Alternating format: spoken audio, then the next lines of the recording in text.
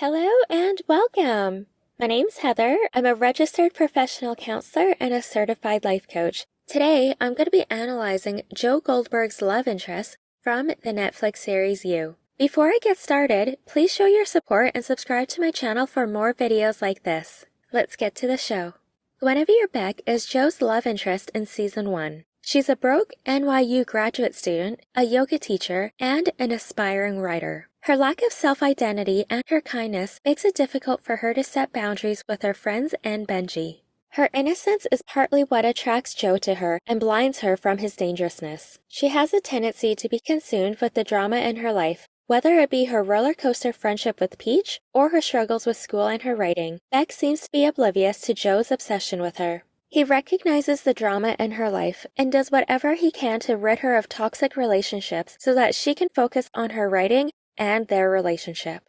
Joe is desperate to be the perfect boyfriend for Beck and feels that she needs him in order to be complete in her life. It appears that Beck has a habit of avoiding or withdrawing. This may be due to her complicated relationship with her father, whom she tells others that he died from an overdose, even though he's alive, sober, and has started a new family.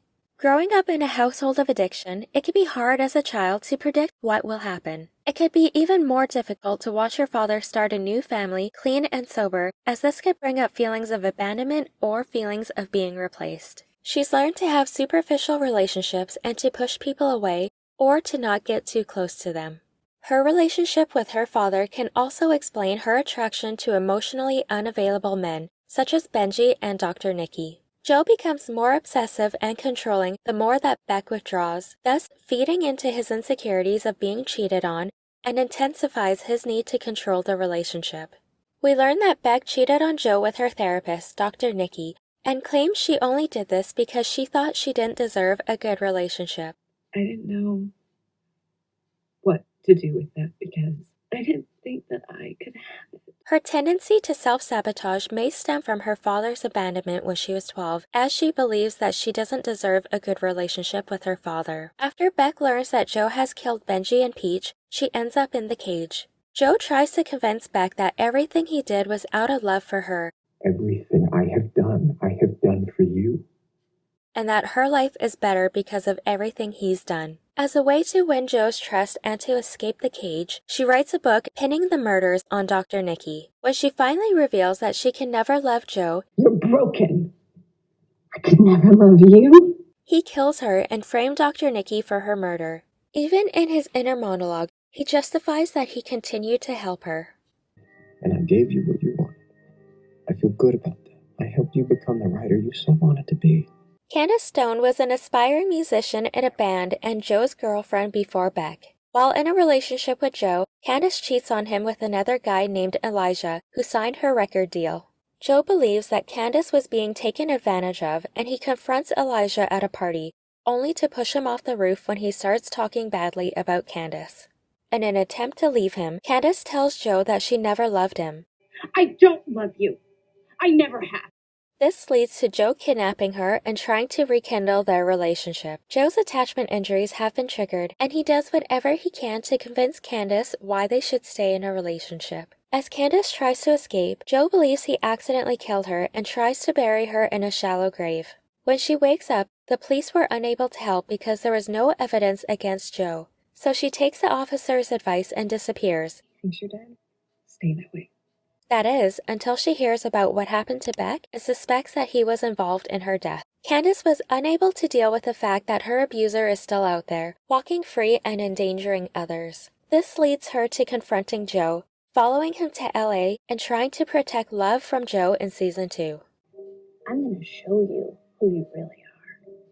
Candace knew what Joe was capable of, and she made it her mission to protect other women from him. She was the only one who survived the traumatic attack from Joe. Instead of trying to move on and heal from her trauma, she put her safety in jeopardy to try to protect other women from what happened to her and Beck. It's possible that Candace experiences post-traumatic stress disorder from Joe's attack. We see an example of this when she gets triggered at the resort, and she has flashbacks of her in a violent exchange with Joe. She may also be experiencing survivor's guilt, knowing that she survived Joe's attack and Beck did not. Seeking justice and protecting others from Joe can be a form of coping for Candace. Moments leading to her death, she thought she fulfilled her mission by exposing the real Joe to Love.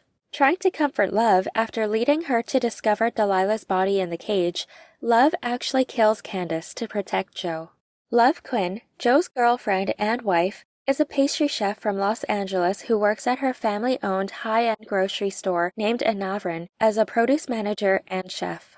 When Love meets Joe, she was still grieving the loss of her husband James and sensed that Joe lost someone important as well.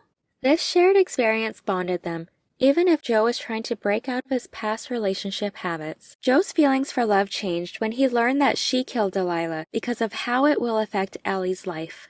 He planned to kill Love, but spared her life when she revealed that she was pregnant with his child. Joe and Love do whatever they can to give their child a better upbringing than they had. Love focused on trying to have the perfect marriage and to be enough for Joe.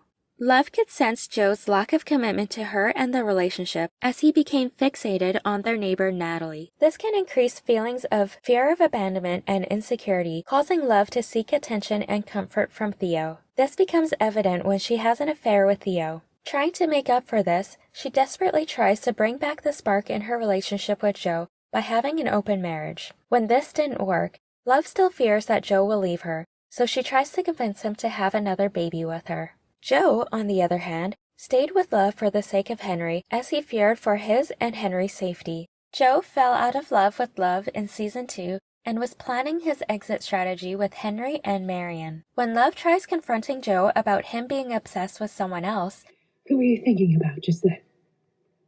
Nobody. Just you. It's always you. Bullshit. he gaslights Love and tries to convince her that he's not and that he's only committed to her. Our marriage is completely one-sided. That is absurd. The main difference between Joe and Love is that Love can be reckless with her kills. This creates feelings of fear within Joe as he finds her unpredictable. On the surface, Love and Joe do seem to be an ideal match, as they both have severe attachment disorders that stem from early childhood trauma and toxic abusive caretakers. These past relationships have shaped their definitions of what it means to love and to be loved in very different ways. Love is not only a reminder of the most unstable woman in Joe's life, his mother, but also a mirror of his own behaviors. She's been told repeatedly that she's Impulsive. and she feels misunderstood for her actions. In the end, Love discovers Joe's obsession with Marion and tries to kill Joe, believing that he was a toxic relationship in her life and the reason why their marriage failed. Joe, being one step ahead of Love, ends up killing her and staging their deaths. Which one of Joe's girlfriends is your favorite? Let me know in the comments below. Marion Bellamy is Joe's current obsession. She worked at Mondre Linda's public library as a manager and hired Joe as a volunteer. Marion is smart, assertive, and fiercely independent. She connected with Joe over their love for books and also their childhood experiences. Marion also has a daughter and is an aspiring artist for children's books. She also struggles with addiction and is doing what she can to better her life and the life for her young daughter. Joe is attracted to Marion's maternal nature, most likely due to the relationship with his mom. It's mother issues. How's that for self-awareness? She is also separated from her abusive ex, Ryan Goodwin, the local news reporter who is battling Marion for custody over their daughter. Joe learns about Ryan's history with Marion and how he is purposely ruining Marion's life. Ryan is well connected with powerful individuals in the town and has the status and privilege to control Marion's life. Joe, yet again, does what he can to protect her, including trying to make Ryan relapse and eventually killing him so Marion can be free. Joe feels a strong connection to Marion because of their broken childhood and feels that she is the only one who understands him. He feels the need to start a new life with her and their children and to leave Love behind. Marion also feels a strong attraction to Joe. She tries her best to set boundaries, but Joe convinces her that he's leaving Love and that their marriage is over. She believes Joe is a good guy and believes that he's going to do whatever he can to protect her and also support her, something she's never experienced with her previous relationship with Ryan. When Love figured out that Joe was the one who killed Ryan, she sets up a meeting with Marion as a plot to kill her. Love spares her life when her daughter interrupts their conversation, and we see that Love warns Marion of Joe's tendencies and the lengths he would go to for his current obsession. You need to run. Disappear. Ryan is just the beginning of what he's willing to do. After Love tells Marion to leave, she takes her advice and disappears. Joe suspects that she fled to Paris, where he changes his name to Nick in order to continue his search for her. Make sure to subscribe if you haven't already and give this video a thumbs up. Don't forget to check out my other Therapist Reviews videos, and I look forward to seeing you in the next one.